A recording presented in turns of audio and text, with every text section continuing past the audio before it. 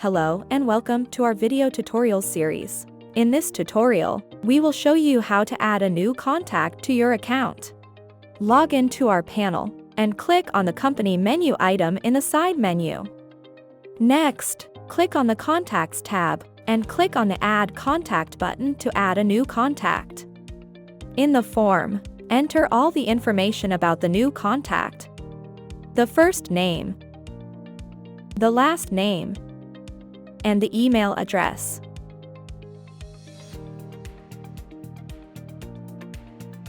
Under the Events section, you can choose which emails the new contact will receive. We are creating a new billing contact, so we will choose those events that fit our needs. Once done with selecting desired events, click on the Create button. Your new contact has been successfully created. As you can see, the status of your new contact is verification. That means your new contact must be verified before it can receive emails. A confirmation email will be automatically sent to the new contact. It was that simple.